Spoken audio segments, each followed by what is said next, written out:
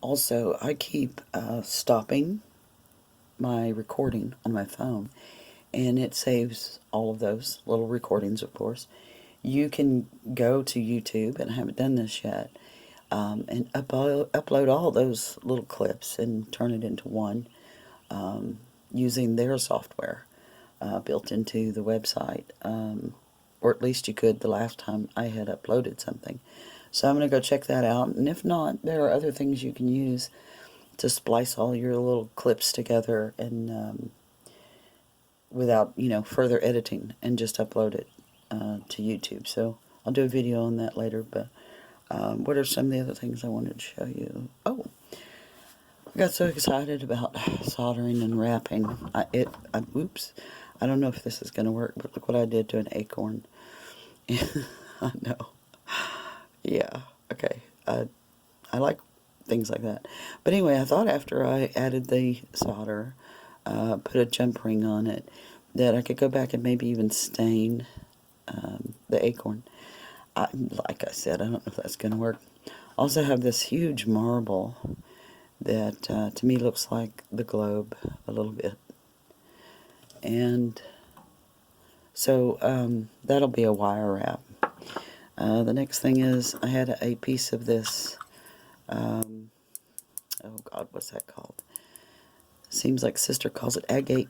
But anyway, I had a piece of that break, and I can't find the other half, but I'm going to do that one too. And it's kind of the shape of a moon, but not really. Or, a half moon, quarter moon, whatever. So I'm thinking it'll be like this with 2 jump rings and maybe be a necklace. But I want to add other things to it. Now, if you're not in the habit of twisting wire and you're a wire wrap person, then I don't know what's wrong with you, because everybody does that now. But they use it by adding more than one strand of different sizes and twisting those together using a drill. And I don't have a good example of how you do that set up yet, but I'll show y'all later. I have a really big jig sort of set up for making galvanized wire twisted. I'm using 72 inches times 2 and bending it in the middle and attaching it to a screw.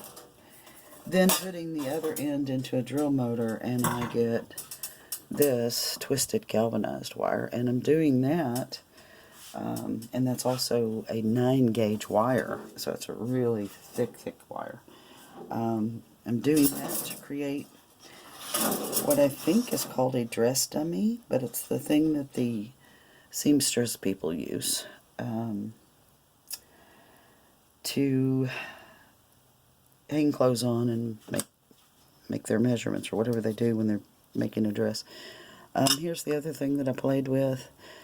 Some more solder on one of these. It was already really rough texture on this side, and so spreading this was a little hard. I still need to sand it and polish it, but that's just a window hanger now. And yeah, that was me not really knowing what I was doing with the solder. So it's a big glob on the back, but I'm learning. Here was me playing with just adding solder to some wire that I had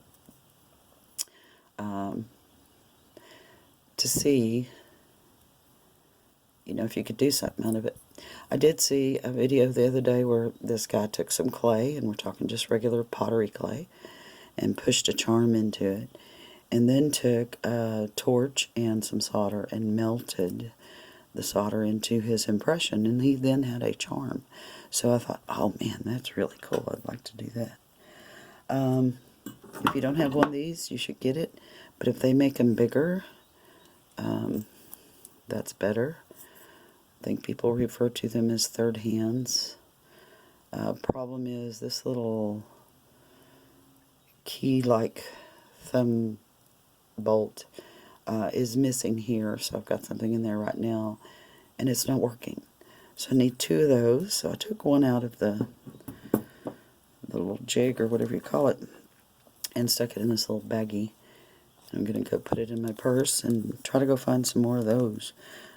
because what I have in there right now doesn't really tighten up that clip that you use to hold on to things, but it was really, really difficult to do things really big like this because I couldn't bend the hands exactly the way I wanted.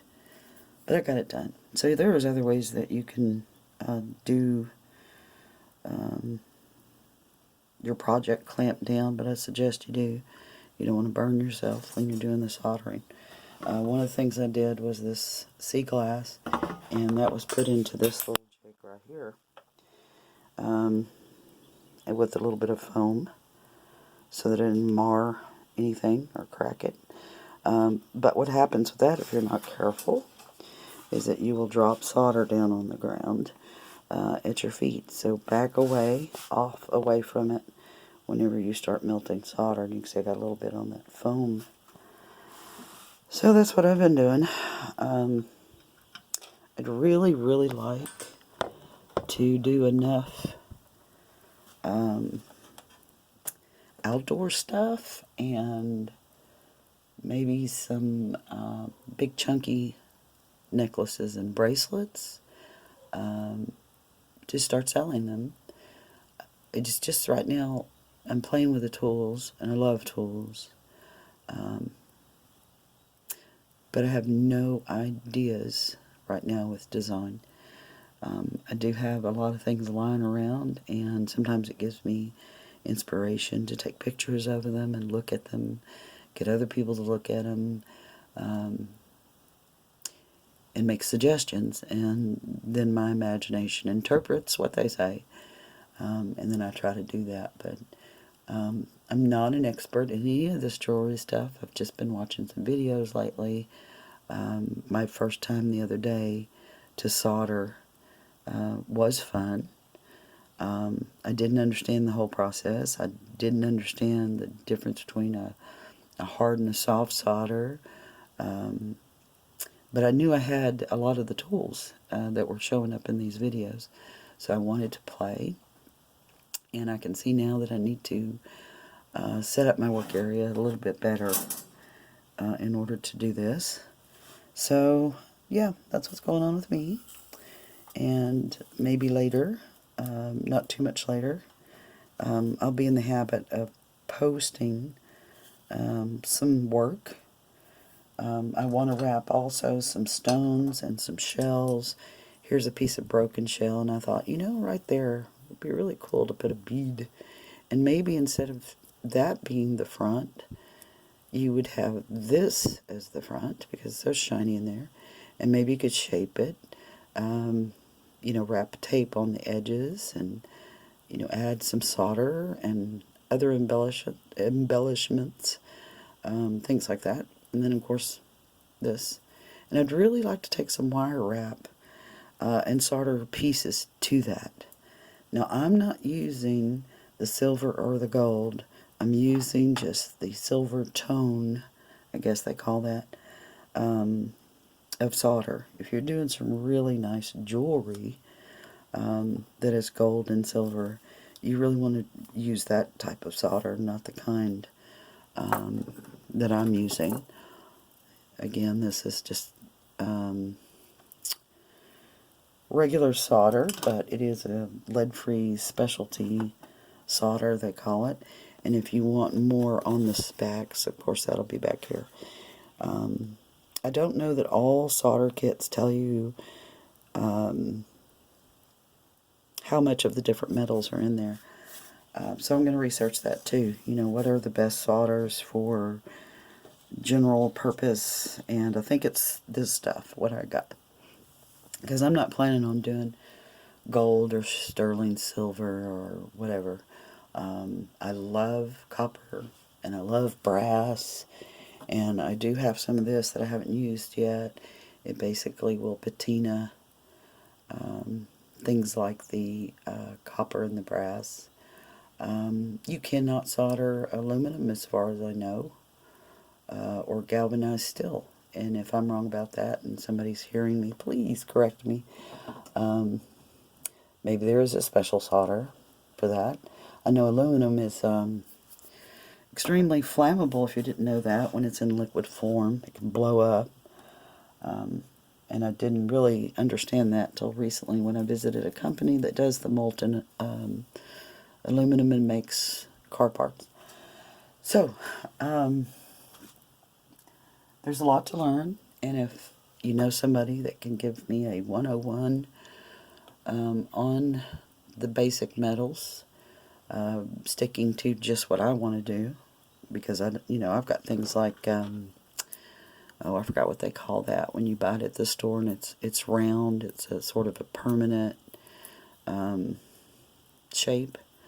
Very hard to work with. You can't really wire wrap with it or anything. That's for making these half round necklaces that keep their rounded shape. You really have to work them a lot to get them to straighten back out.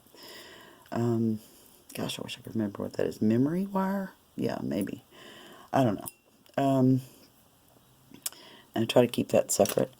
As far as supplies, right now, all I'm using is, of course, the flux and the solder and the tape, the foil tape. I have a wet sponge in one of my pottery pieces. A couple pair of pliers to work with the pieces. The third hand, if you can come up with a better jig to hold your piece, you really need both of your hands free when you're doing this.